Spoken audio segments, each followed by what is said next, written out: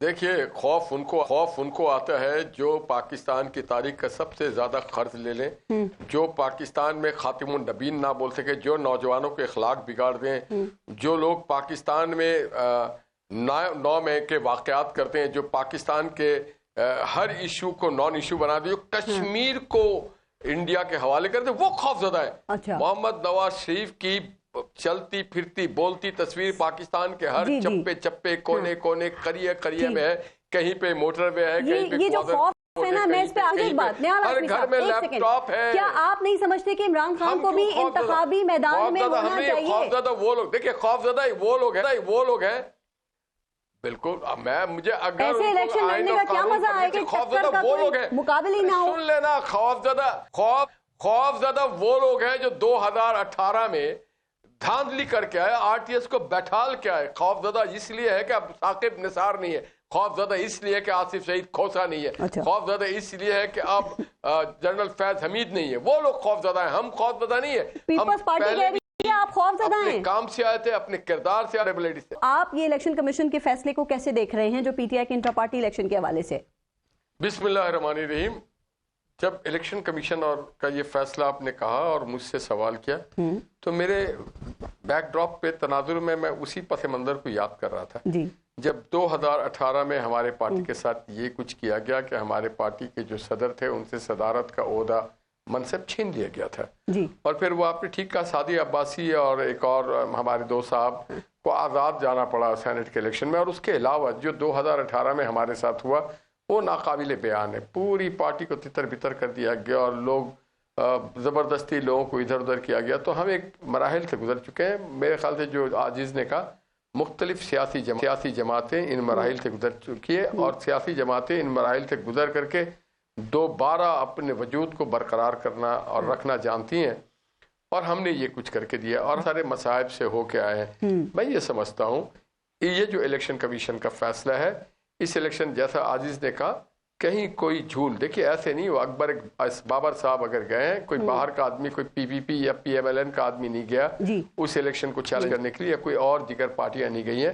یہ گھر سے آگ لگی، گھر کو آگ لگی گھر کے چراغ سے، تو یہ جو گھر کو آگ لگی گھر کے چراغ سے وہ والی بات ہونی چاہیے، اور دیکھنا چاہیے کہ وہ لوپ ہولز کیا تھا، اور پھر ان کے وکیل میں آپ کی رائے پہ کہہ رہی ہوں نا کہ اتنا غیر قانونی کام ہو گیا تھا کہ پی ٹی آئی سے بلے کا نشان واپس لے لیا گیا ہے، اور اب ان کے لیے الیکشن لڑنا ناممکن ہو گیا ہے۔ دیکھیے یا ہو جائے،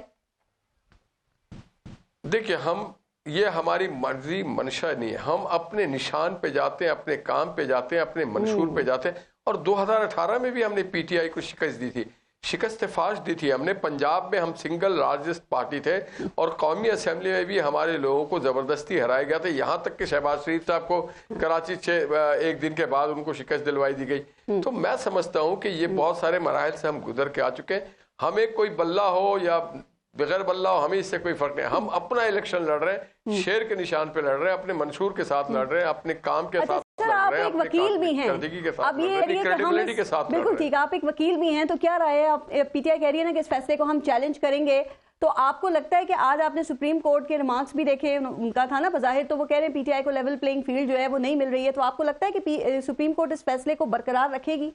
رائے کیا ہے؟ اب یہ پشاور ہائی کورٹ چلے گئے ہیں۔ میں یہ سمجھتا ہوں کہ ان کا بنیادی، دیکھیے میں آپ کو ایک بات بتاؤں، بنیادی حق اور جو پولیٹیکل ورکر کا رول ہے وہ بہت بنیادی حق تو ہے ان کو جانے کا، مگر ان کے پاس پولیٹیکل رول والے ورکرز اور وہ لوگ نہیں ہیں جو اس پارٹی کو کیری آن کر سکے کرائسس کے وقت میں، وہ جیل جائیں یا کورٹ جائیں، ان کو بڑے استقامت کے ساتھ، دیکھیں نہیں، ان کو بڑی استقامت کے ساتھ ہمارا آنا ہے۔ ہماری پارٹی کے ساتھ تو یہاں تک کر دیا گیا تھا کہ مریم نواز صاحبہ جو ہے وہ کبھی پارلیمنٹرین نہیں رہی، وہ ایم این اے کے الیکشن نہیں لڑی، ایم پی اے نہیں لڑی، اس کے باوجود ان کو 7 سال کے لیے، میں نے 2 ٹرم کے لیے نااہل کر دیا گیا تھا۔ آپ کو یاد ہوگا کیپٹن صفدر صاحب چونکہ ان کے ہسبینڈ تھے تو ان کر دیا گیا تھا۔ تو آپ دیکھیں ہر بار ایک نیا طور طریقہ ہوتا ہے، تو ہم یہ سمجھتے ہیں کہ ہاشمی صاحب آپ کی بات ٹھیک ہے، دیکھیں نااہلیاں ہوتی ہیں لیکن پارٹی کو تو الیکشن سے باہر نہیں کیا جاتا نا سر، اور اب جو ان کو لیول پلینگ فیلڈ نہیں مل رہی ہے، ابھی میں نے پہلے بھی کہا نا کہ سپریم کورٹ کی مارکس بھی یہی ظاہر کر رہے ہیں۔ آپ دیکھیے میں سپریم کورٹ کے بیہاف میں کوئی سویپنگ اسٹیٹمنٹ نہیں دے سکتا، اور نہ ہی میں الیکشن کمیشن کے बिहाफ पे कोई बात कर सकता सर है। एक आम आदमी के बिहाफ पे तो बात कर सकते हैं कि एक आम आदमी इस वक्त क्या सोच रहा होगा निहाल हाशमी साहब? देखिए मैं समझता हूँ कि नहीं, आम आदमी की बात ये कर रहा हूँ कि पाकिस्तान में फ्री एंड फेयर इलेक्शन होना चाहिए। ठीक है। जो हम महरूम रहे, जो हमें नहीं मिला है जो मौका, हम तो इसके डसे हुए हैं। मोहम्मद नवाज शरीफ साहब और हमारी पार्टी PMLN इसमें डसी हुई, मरियम नवाज इसमें डसी हुई है। हमें विक्टिम बनाया गया था, 2018 का इलेक्शन हमसे चुराया गया था। हम नहीं चाहते हैं किसी को विक्टिम बनाया जाए। हम अपने बलबूते पे, अपने कारकर्दगी पे, अपने क्रेडिबिलिटी पे इलेक्शन लड़ना चाहते हैं। हम किसी का हाथ पैर बांध करके इलेक्शन में नहीं जाना चाहते। अच्छा। हम चाहते हैं कि हर कोई खुले हाथ के साथ आए।